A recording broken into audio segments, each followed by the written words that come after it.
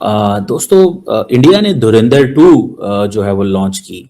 और दूसरी बात यह है कि जो थीम इसका है, द थीम क्या है? Revenge, terror networks, Pakistan. आतंकी मसूद अजहर के बड़े भाई की मौत हुई है। बड़ी खबर आ रही है, मोहम्मद ताहिर अनवर की संदिग्ध हालात में मौत।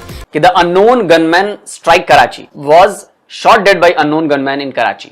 धुरंधर style elimination of terror ecosystem in Pakistan के अंदर लोगों को पकड़ के इंडियन डीप स्टेट ने बहुत सारे लोगों को पहले मारा है। लगता है कि वो जो नरेंद्र मोदी ने कहा था कि मैं तुम्हें आइडेंटिफाई करूंगा, सर्च करूंगा और कत्ल करूंगा, और उन्होंने काम शुरू कर दिया। देख लें आप, एक बंदा आएगा, वो उनको पता होगा, एक बंदे का, वो लश्कर तैयबा का बंदा होगा, उसको मार के वो चले जाएंगे। आप देखें आपने उससे बचना कैसे। हाँ सही कह रहे। जो अनमोल रतन, काफी अर्से से हमने बात नहीं की, अनमोल रतन जो पाकिस्तान में पाए जाते हैं, जैसे मसूद अजहर, हाफिज सईद और इस तरह के दूसरे, तो कहा यह जा रहा है कि उसका एक और राइट हैंड जो है उसको मार दिया गया है। ऐसी खबरें जो है वो हमें भी आ रही हैं। अननोन मैन ने थैंक यू बुलवा दिया है। ये बड़ा एक इंटरेस्टिंग सी कहानी है। This comes after the fact कि भाई लश्कर तैयबा के हेडक्वार्टर्स में मुरीद के अंदर जाके जब पिछले हफ्ते में बिलाल सलाफी को मारा गया और उसके ऊपर पूरा मेल्टडाउन था पाकिस्तान में, अब जाके मसूद अजहर का भी भाई थैंक यू हो चुका है।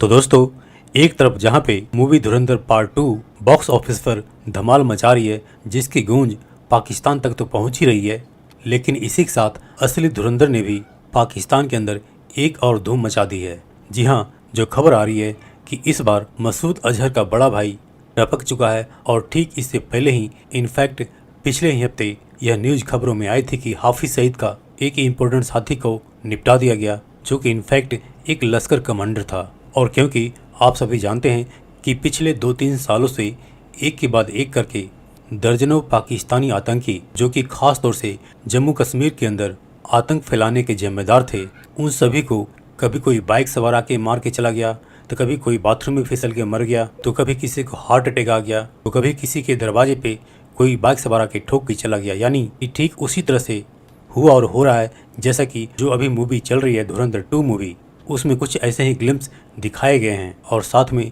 जो धुरंधर 2 मूवी में कहानी दिखाई गई है और जिस अंदाज से दिखाई गई है, उसके कारण ही पाकिस्तानी एक तरफ जहाँ पे फिल्मी धुरंधर से खफा है, तो वहीं पर जो असली धुरंधर है, जो पाकिस्तान में कारनामा कर रहा है, उसे पाकिस्तानी शॉक्ड है। तो आइए देखते हैं आज की इस वीडियो को। दोस्तों इंडिया ने धुरंधर 2 जो है वो लॉन्च की, और सुनने में ये आ रहा है कि बहुत पैसा कमाया उन्होंने, कोई तकरीबन 1200 करोड़ रुपए से ज्यादा।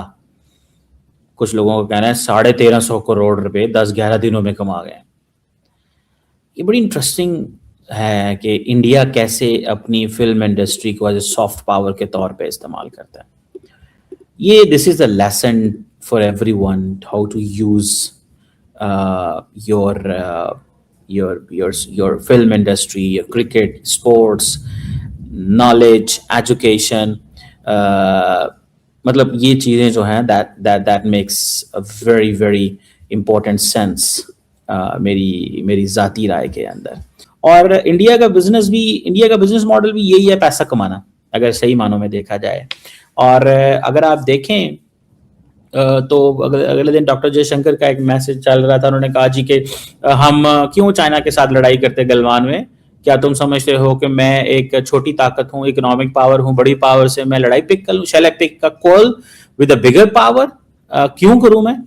तो किसी ने कहा कि भाई ईरान जो है वो तो कोई बिगर पावर नहीं है एज कम्पेयर टू अमेरिका और इजराइल, लेकिन ईरान तो लड़ रहा है, तो इंडिया क्यों नहीं कर सकता? इन केस इंडिया क्यों फटाफट बैठ गया? तो ये बातें लोग करते हैं, सवाल हैं जो दोनों साइड से उठाए जाते हैं। Obviously policy makers and they all have these kind of perspectives.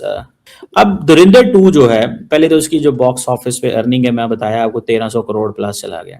Budget इसका कुछ 250-250 करोड़ रुपए का बजट था। तो इट मींस कि ये इतना पैसा कमा रहा है, 200% से भी ज्यादा रिटर्न ओवर इन्वेस्टमेंट है, कि इससे भी ज्यादा ये है ना। और दूसरा ये है कि ये सैटेलाइट ये डिजिटल हर जगह पे अवेलेबल है। और दूसरी बात ये है कि जो थीम इसका है ना, द थीम क्या है? Revenge, terror networks, Pakistan. So it means कि प्राइम मिनिस्टर मोदी की जो फॉरेन पॉलिसी है अगर आप वो देखें, उन्होंने इसको उसके वो इर्द गिर्द जो है, बल्कि मैं थोड़े दिनों में मैं एक टॉक भी देने वाला हूँ इंडिया के हवाले से, कि इंडिया का जो स्ट्रेटेजिक कल्चर है उसके अंदर मीडिया एंड नेशनलिज्म ये कैसे basically they have come in, and prime minister Modi ने इसको कैसे रीडिफाइन किया है। मुझे जो चीज नजर आई है कि अब जो थीम की हम बात कर रहे थे, कि थीम ये है कि पाकिस्तान फाड़ लो कर दे पाकिस्तान दी। इतना नैरेटिव बनाओ इंडिया के अंदर कि पाकिस्तान को people shall not know other than terrorism. ये है जो सेंट्रल गोल ये है कि पाकिस्तान को जो दुनिया देखे तो वो देखे इस लेंस से। सो ये दैट्स व्हाट आई सी। मुझे ये लगता है कि ये उनकी पॉलिटिक्स है, ये उनकी फॉरेन पॉलिसी है, वो डिलीवर इस अंदाज से करना है कि भाई हमारा ये लगे कि हम इकोनॉमिकली डिलीवर कर रहे हैं, पॉलिटिकली हमारे मुकाबले में कोई नहीं होगा। दूसरी बात यह है कि रीजनली हमें अपनी जो रीजनली एंड एट होम हमें अपनी स्ट्रॉन्ग बेस पे रहना है। एंड द स्ट्रॉन्ग बेस क्या है? उनकी रिलीजियस पॉलिटिक्स है।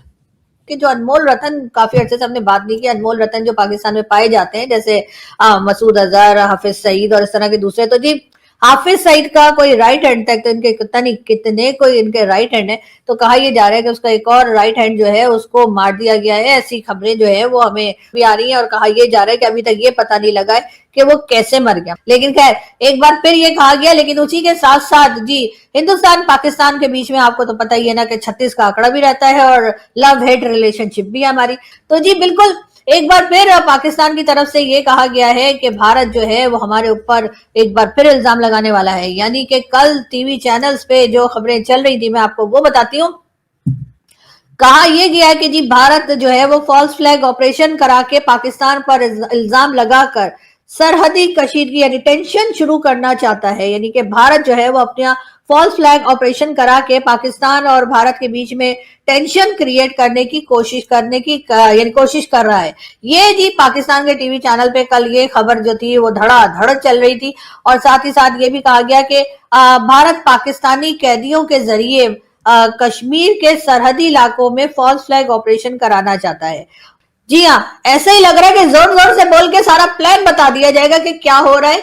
और मुझे ये समझ नहीं आ रही कि ये अचानक से ये बातचीत क्यों शुरू हो गई है। कई लोगों का ये भी कहना है कि शायद ये सब कुछ इसलिए किया जा रहा है क्योंकि एक तरफ तो अफगानिस्तान के साथ हम लड़ ही रहे हैं, अगर इस साइड पे भारत की तरफ भी अगर किसी किस्म की टेंशन शुरू हो गई तो उससे होगा क्या? उससे होगा ये कि ये जो MBS हमारे पीछे पड़े हुए ना कि ईरान अटैक कर रहा है तो आप आइए और आप आके जरा ईरान से लड़िए हमारी जगह, क्योंकि आपने डिफेंस पैक्ट कर रखा है। तो उसके सिलसिले में जो है पाकिस्तान की फोर्सेस जाकर या ट्रुप्स जाकर ईरान के साथ लड़े या मुकाबला करें, तो ऐसा उस चीज से शायद बचने के लिए ये चाह रहे हैं कि अगर इधर से भी टेंशन हो जाए भारत से, तो कम से कम सऊदी प्रिंस को ये तो कहा जा सकेगा ना कि भाई ऐसा है कि हमारे ऊपर तो भारत ने भी अटैक कर दिया है, तो ऐसे में हमारे पास तो फौज ही नहीं बची है कि हम आपके पास भेजें।